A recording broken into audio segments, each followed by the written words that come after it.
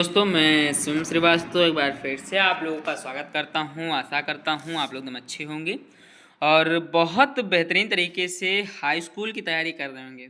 सामाजिक विज्ञान का बहुत ही इंपॉर्टेंट पेपर मैं लेकर आया हूं, वायरल पेपर है। यहाँ से आप लोगों के क्वेश्चन 100% फंसेगा और असली पेपर जो है आप लोगों को देखने को मिलेगा, क्योंकि मैं जो क्वेश्चन पेपर लेकर आया हूँ लगभग उस क्वेश्चन पेपर से आपके 30 से 40 नंबर तैयार होने वाले हैं। मैं पूरा ये नहीं कहूँगा नहीं यही आएगा, ऐसा है 30 से 40 नंबर तैयार होने वाले। ठीक है, हिंदी 2026 का वायरल पेपर है। हिंदी का मतलब हिंदी भाषा में है, सामाजिक विज्ञान का पेपर है। ठीक है, तो पेपर जो है बहुत इंपॉर्टेंट है, ध्यान से देखना, लास्ट तक देखना।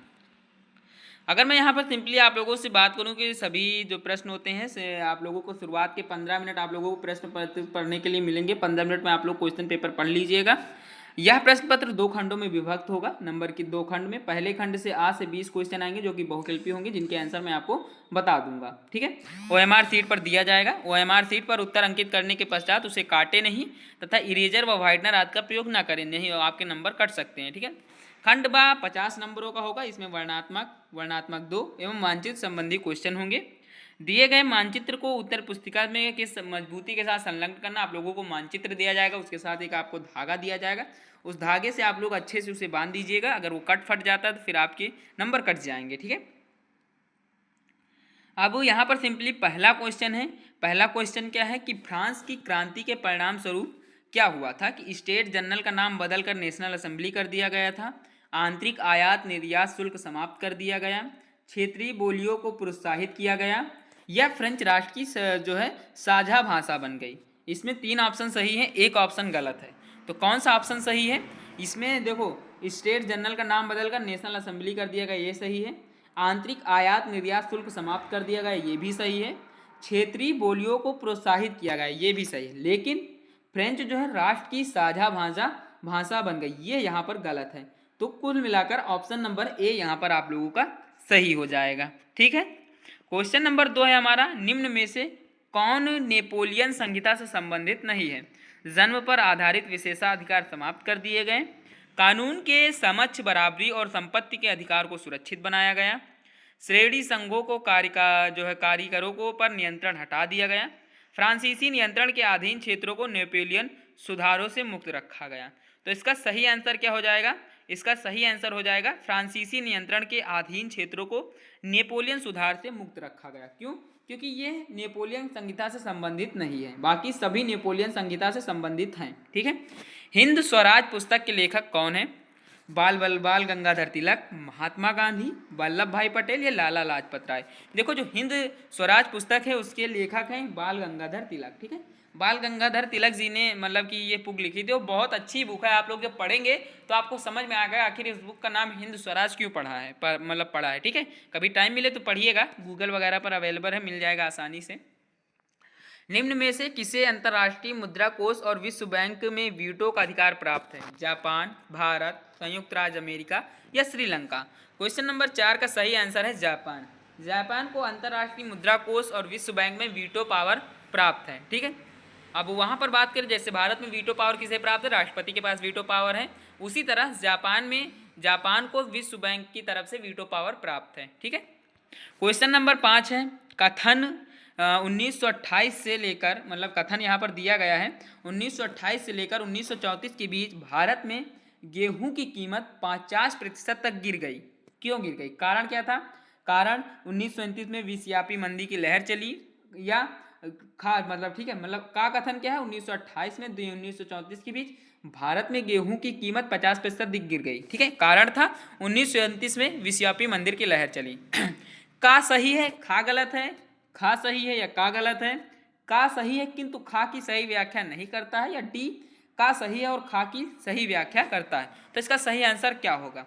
तो इसका सही आंसर होगा खा सही है लेकिन किंतु का गलत है। ठीक है, क्योंकि खा क्या सही है? 1929 में विश्वव्यापी मंदी की लहर चली थी, लेकिन 1928 से लेकर 1934 के बीच भारत में गेहूं की कीमत 50% तक नहीं गिरी थी। ठीक है, क्वेश्चन नंबर 6 है हमारा, बेल्जियम जो है, आप लोगों को बेल्जियम में संस्कृत शिक्षा और भाषा जैसे मसलों पर निर्णय लेने का अधिकार किसे है? केंद्रीय सरकार को, राज्य सरकार को, सामुदायिक सरकार को, या ए और बी दोनों? देखो, जो क्वेश्चन नंबर 6 है इसका सही आंसर होगा सामुदायिक सरकार को।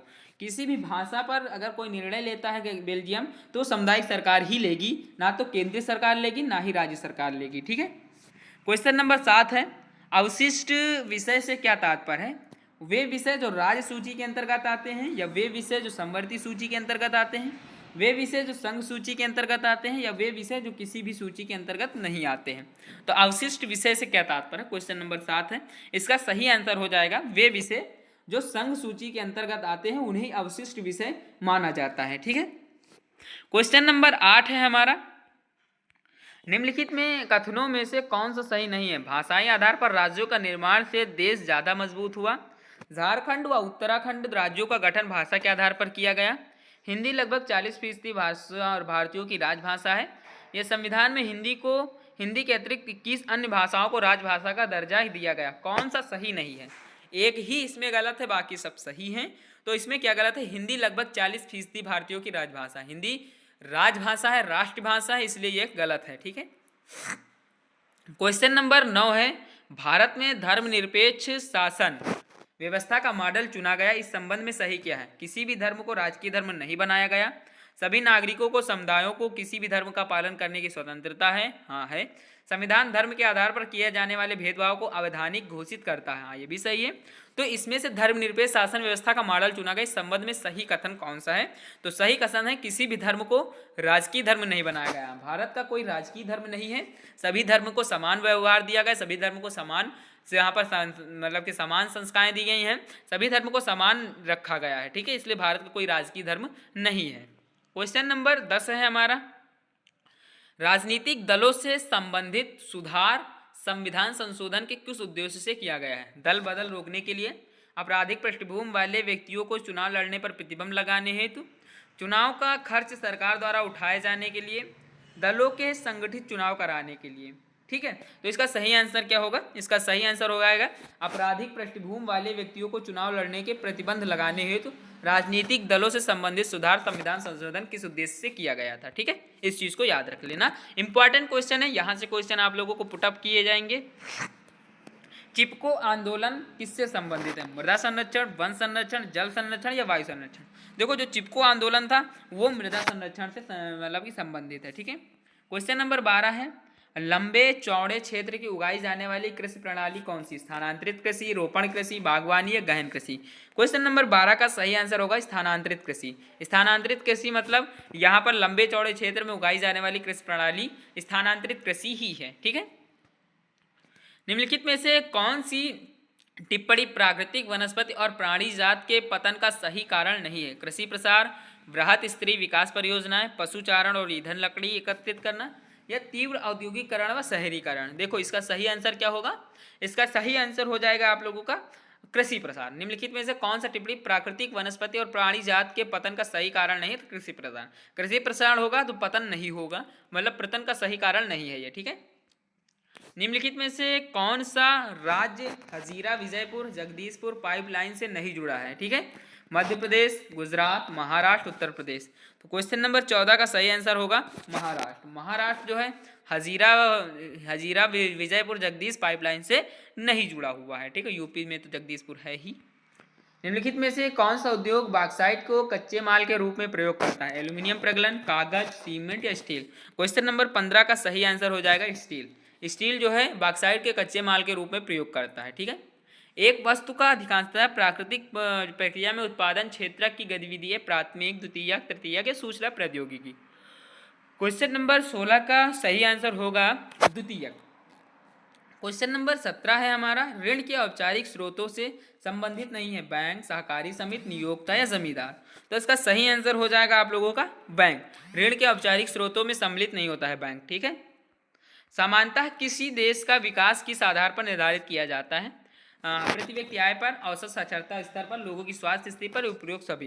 क्वेश्चन नंबर 18 का उपरोक्त सभी। भाई, औसत साक्षरता होगी, व्यक्ति स्वस्थ होगा, प्रति व्यक्ति आय होगा, तभी तो देश का विकास संभव है। तो इसीलिए क्वेश्चन नंबर डी यहाँ पर सही हो जाएगा, आंसर नंबर डी। ठीक है। वैश्वीकरण ने जीवन स्तर के सुधार में सहायता पहुँचाई है सभी लोगों के, विकसित देशों के लोगों के, विकासशील देशों के श्रमिकों के, या उपयुक्त में से कोई नहीं? तो इसका सही आंसर क्या होगा? इसका सही आंसर हो जाएगा विकसित देशों के लोगों के समूह में। ठीक है। लोगों में निम्नलिखित में सुमेलित कीजिए, यहाँ पर मिलान करना है। एक उत्पाद के घटकों का विवरण देना, एक मार्ग, उपभोक्ता इंटरनेशनल, भारतीय मानक ब्यूरो। तो मैं सिंपली आप लोगों को बता देता हूँ, इसमें ज़्यादा सा टीम झाम नहीं करूँगा, नहीं तो बहुत इसमें माइंड का प्रेशर पड़ता है। तो यहाँ पर ए विकल्प सही है, ठीक है। एक उत्पाद जो है, एक उत्पाद के घटकों का विवरण, सूचना पाने का अधिकार है। एक मार्ग जो है वो, एक मार्ग आप लोगों का अनाजों और खाद्य तेल की गुणवत्ता का प्रमाण है। उपभोक्ता इंटरनेशनल उपभोक्ता कल्याण संगठनों के अंतर्राष्ट्रीय संस्था है। भारतीय मानक ब्यूरो एजेंसी को जो वस्तु और सेवाओं के लिए मानक विकसित करती है। तो ये इसका सही आंसर हो जाएगा, आप लोग स्क्रीनशॉट ले सकते थे, ठीक है। अब यहाँ से जो है आप लोगों के 2-2 नंबर के क्वेश्चन मिलेंगे। प्रथम विश्व युद्ध के का ब्रिटेन की अर्थव्यवस्था पर पड़ने वाले 2 प्रभावों को लिखिए, या 19वीं सदी में मुद्रण संस्कृति के प्रसार का महिलाओं पर पड़ने वाले 2 प्रभावों को लिखिए। क्वेश्चन नंबर 2 आप लोगों का आएगा केंद्र, मतलब कि यहाँ पर 4 क्वेश्चन दिए जाएंगे, 2 क्वेश्चन ही करने हैं, ठीक है। केंद्र और सरकार राज्यों के संबंध में आए बदलावों को स्पष्ट कीजिए, ठीक है। अथवा करके यहाँ पर एक दे दिया गया है। सत्ता का क्षैतिज वितरण से क्या आशय है, मतलब कि हॉरिजेंटल वितरण आप लोग समझते हैं, इससे क्या आशय है। क्वेश्चन नंबर यहाँ पर 3 दिया गया है, खनिज के संरक्षण हेतु किन किन प्रयासों की आवश्यकता है और क्यों। दिन प्रतिदिन कृषि भूमि कम हो रही है, क्या आप इसके परिणामों की कल्पना कर सकते हैं। आज की दृष्टि से इसका कृषि पर क्या प्रभाव पड़ेगा। तो आप सिंपली भाषा में भी लिख सकते हैं। बहुत से ऐसे रीजन्स हैं जिसके कारण इंडस्ट्रियल एरियाज ज़्यादा बढ़ रहे हैं, कृषि भूमि उसमें उपयोग हो जा रही है, खेतों में घर बन रहे हैं, इसकी वजह से जनसंख्या बढ़ रही है, इसकी वजह से काफ़ी इफेक्ट पड़ते हैं, ठीक है। विदेशी व्यापार विभिन्न देशों के बाजारों के एकीकरण में सहायक रहा है, इस कथन को स्पष्ट करें। तो आप अपनी भाषा में लिख सकते हैं। आपके विचार से उपभोक्ता को जागरूक होना क्यों आवश्यक है, किन्हीं 2 उदाहरणों के द्वारा स्पष्ट कीजिए, ठीक है। यहाँ पर आप लोगों को वर्णनात्मक 2 लगभग 150 शब्दों में यहाँ पर आपको आंसर देना है। मरियान और जर्मेनिया कौन थे, किस तरह उन्हें चित्रित किया गया और उनका महत्व क्या था। तो आप मरियान और जर्मेनिया के बारे में लिखेंगे, उसके बाद उनके चित्रण को लिखेंगे और उनका महत्व जो उनके देश के लिए था वो क्या था, ठीक है। असहयोग कार्यक्रम को कब और किस अधिवेशन में स्वीकृत मिली। गांधी जी ने असहयोग आंदोलन को वापस लेने का फैसला क्यों लिया। आप लोगों को पता है कि उस समय वो चौरी चौरा कांड हो गया था, उसी वजह से उन्होंने असहयोग आंदोलन वापस ले लिया था, ठीक है। लोकतंत्र से क्या तात्पर्य है, लोकतंत्र के प्रमुख प्रमाणों को स्पष्ट कीजिए। अथवा राजनीतिक दल का स्पष्ट कीजिए। वर्तमान परिप्रेक्ष्य में इनके समक्ष प्रमुख चुनौतियां कौन कौन सी हैं, ये भी आपको बताना होगा, ठीक है। भूमि संसाधन से क्या तात्पर्य है, संसाधन के रूप में भूमि का उपयोग किन उद्देश्यों के लिए किया जाता है, व्याख्या कीजिए। उसके साथ ही आप लोगों को यहाँ पर क्वेश्चन मिलेगा कि तृतीय क्षेत्र की गतिविधियों का उदाहरण दीजिए एवं यह स्पष्ट कीजिए कि तृतीय क्षेत्र किस प्रकार प्राथमिक और द्वितीय क्षेत्रों के विकास में सहायता करता है। विकास में ऋण की भूमिका का विश्लेषण करते हुए ऋण की 4 प्रमुख शर्तों का उल्लेख कीजिए। मानचित्र संबंधी क्वेश्चन यहाँ पर आ जाएगा। वह स्थान जहाँ सविनय अवज्ञा आंदोलन हुआ था, स्टार्ट हुआ था, 2 नंबर का आएगा। वह स्थान जहाँ जलियांवाला बाग कांड हुआ, 1 नंबर आपको लिखने का आएगा, 1 नंबर मानचित्र पर प्रदर्शित करने के लिए आएगा, ठीक है। 1.5 नंबर के मतलब आधा नंबर यहाँ से मिल जाएगा। वह स्थान जहाँ नील की खेती करने वाले किसानों का आंदोलन हुआ, वह स्थान जहाँ सहयोग आंदोलन प्रारंभ हुआ, वह स्थान जहाँ दिसंबर 1920 में कांग्रेस का अधिवेशन हुआ, ठीक है। दृष्टिबाधित परीक्षाओं के लिए यहाँ पर अलग से क्वेश्चन दिए गए हैं। तो आशा है, उम्मीद है कि आप लोगों को यह क्वेश्चन पेपर अच्छा लगा होगा। क्वेश्चन पेपर अगर आप लोगों को चाहिए तो आप लोग टेलीग्राम चैनल ज्वाइन कर लीजिए, वहाँ पर आप लोगों को प्रोवाइड करा दिया जाएगा। मिलता हूँ किसी और वीडियो किसी और टॉपिक के साथ, तब तक के लिए धन्यवाद।